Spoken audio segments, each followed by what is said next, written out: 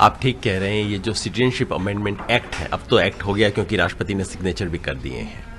ये भारत के इतिहास में सबसे महत्वपूर्ण जो कानूनी बदलाव हुए हैं उनमें से है, क्योंकि पहली बार भारत की सिटीजनशिप को धर्म से, रिलीजन से जोड़ा गया है।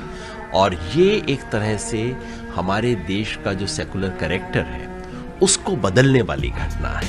अगर पड़ोस के देश के अंदर धर्म के आधार पर वहीं की अल्पसंख्यकों के साथ अत्याचार हो रहा है, प्रताड़ना हो रही है, तो भारत मुख दर्शक बनकर रह नहीं सकता। उनको बचाना पड़ेगा, उनको सम्मान देना पड़ेगा, उनको स्वीकारना।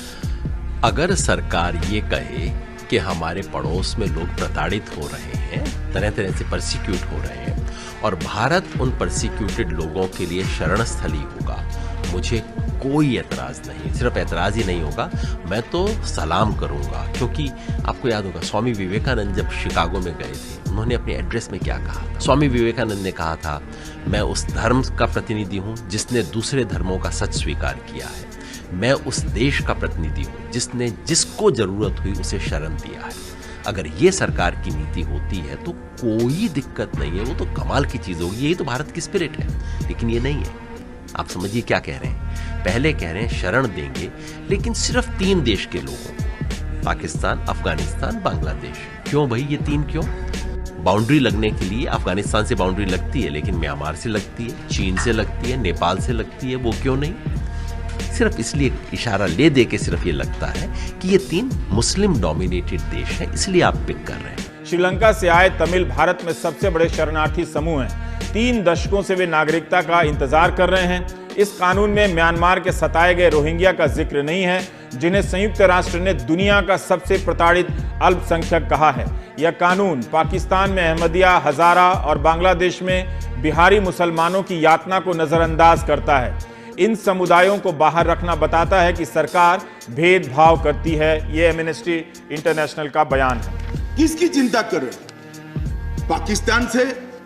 क्या आप चाहते हो कि पाकिस्तान से भी जो मुसलमान यहाँ आए इसको भी हम नागरिक बना दें? बांग्लादेश से जो मुसलमान आए इसको भी नागरिक बना दें? अफगानिस्तान से भी जो मुसलमान आए वो नागरिक बना दें? तो क्या कहना चाहते हो? पूरी दुनिया में से जो भी मुसलमान आएगा इसको हम यहाँ नागरिकता दे देंगे? मोटे तौर पे क्या कह रहे हैं? ये बिल मोटे तौर पे कह रहा है कि विदेश से आने वाले लोगों में कुछ हैं जो हमारे अपने हैं, जिनके लिए दरवाजा खुला है, कुछ हैं जिनको हम कह रहे हैं भैया बाहर जाओ, तुम्हारा क्या मतलब यहां आने का। और वो बाहर जाने वाले कौन? मुसलमान। और जहां तक उन्होंने पूछा कि मुस्लिमों को क्यों छोड़ा, मुस्लिमों को कोई नहीं छोड़ा है।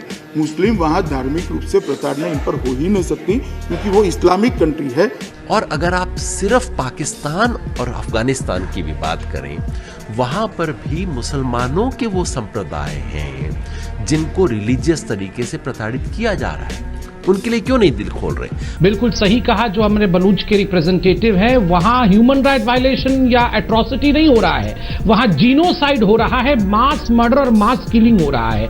आप चंद दिनों पहले देखिए क्वेटा में किस प्रकार से 100 वकीलों की हत्या कर दी गई और एक जनरेशन ऑफ लॉयर्स जो है उनको समाप्त कर दिया गया। वहां पर पंजाबी और सिंधी लोगों को घुसाकर बलूच की आइडेंटिटी को समाप्त किया जा सके, एक षड्यंत्र वहां चल रहा है। दूसरी बात आप देखिए, रेप वहां जिस प्रकार से कॉमन है महिलाओं के लिए, एट्रोसिटीज अगेंस्ट वुमेन, उसका कोई अंत नहीं है। 25,000 लोग मिसिंग हैं, मास ग्रेव्स वहां मिल रहे हैं। कि जहां इस्लामिक स्टेट है वहां पर इस्लाम के अनुयायियों पर धार्मिक प्रताड़ना होने की कोई संभावना नहीं है। एंड नहीं, आप नहीं समझे, आपको अभी समझाऊंगा मैं। बंगाली स्पीकिंग मुस्लिम्स वो treated like second class citizen when they were east Pakistan. So it is not as if Muslims don't persecute Muslims. Ahmadiyas are Muslims, Baluchis are Muslims. आप अगर सच्ची में ऑप्रेस्ड लोगों को हेल्प करना चाहते तो मुहाजिरों को वापस लाइए। क्यों मुहाजिरों को वापस नहीं लाते? एक तरफ से हम बोल रहे हैं कि आज पाकिस्तान में सुब्राष्ट्र जैसे लोग आके कहते हैं सिंध में लोग नहीं रह पा रहे, बलूचिस्तान में लोग नहीं रह पा रहे, अहमदिया नहीं रह पा रहे, और ना सारे बॉर्डर। मगर आप एक तरफ कह रहे हैं आप नहीं रह पा रहे, मगर वही रहो क्योंकि तुम मुस्लिम हो। बहुत बड़ा सवाल यहां से एक खड़ा किया कि इसमें मुस्लिम क्यों नहीं है। मेरे लिए तो बड़ी आश्चर्य की बात है कि 6 धर्म के लोगों को ला रहे, इसका कोई एप्रिसिएशन नहीं है। सिर्फ मुस्लिम क्यों नहीं है ये बात पूछी जाए। पहली बार कानून में स्पष्ट रूप से कहा जा रहा है, अगर आपको मैं एक पंक्ति की समरी बता दूं इस पूरे बिल और उसकी टेक्निकलिटीज की, वो है no Muslims please, thank you, this is India. ये हिंदुस्तान है और हिंदुस्तान के दिल में मुसलमानों के लिए जगह नहीं है, बाकी सब ठीक है, अपने लोग हैं, वो आ जाए। यही सबसे खतरनाक बात है, कानून में इस डिस्टिंक्शन को, मुस्लिम नॉन मुस्लिम के डिस्टिंक्शन को बना देना, यही सबसे खतरनाक बात है। इसी का विरोध होना चाहिए। इसलिए मेहरबानी कर पॉलिटिक्स करिए, परंतु पॉलिटिक्स कर देश में भेद खड़ा नहीं करना चाहिए। मैं आज मन से आपको अपील करना चाहता हूं कि बड़े संवेदनशील मामले होते हैं और ये जो आग लगती है वो अपने ही घर को जलाती है, इसलिए इस आग से किसी ने खेलना नहीं चाहिए। तो आज के बाद अपने मन में एक बात बिठा लो कि आज से मैं 1 रुपए की भी चीज खरीदूंगा तो हिंदू के पास से खरीदूंगा, इन देशद्रोहियों से नहीं खरीदूंगा। अगर मेरी बात पर अगर इंप्लीमेंट कर दे तो बाकी के 25 करोड़ अगर हिंदू धर्म कन्वर्ट ना कर ले तो मेरा नाम बदल देना मेरे भाइयों।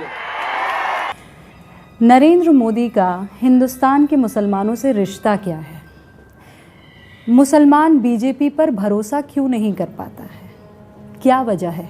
अरे रख दूंगा किसी मस्जिद का नाम भगवान विष्णु के नाम पे, चिल्लाओ मत, बैठ जाओ।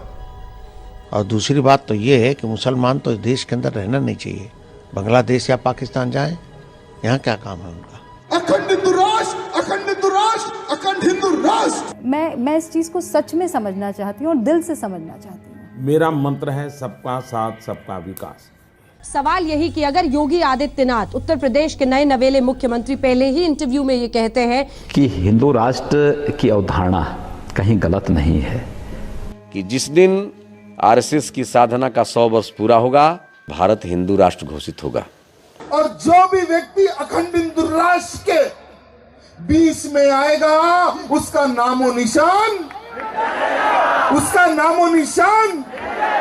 छोड़ेंगे नहीं। मैं हमारे विश्व हिंदू परिषद के अधिकारी गणों से यह निवेदन करना चाहता हूं कि हर वो नौजवान को AK-47 की शिक्षा भी देने की आवश्यकता है, क्योंकि आने वाला जो युद्ध होगा वो पत्थर और तलवार से नहीं होगा, वो बम और गोली से होगा। और इसलिए मेरी सारी योजनाएं सबका साथ सबका विकास इस मंत्र को लेकर के चल रही है और उसको मैं रिलीजियसली फॉलो कर रहा हूं। भैया तुम लोगों को अली मुबारक हो, हमारे लिए बजरंग बली हमारे साथ में है।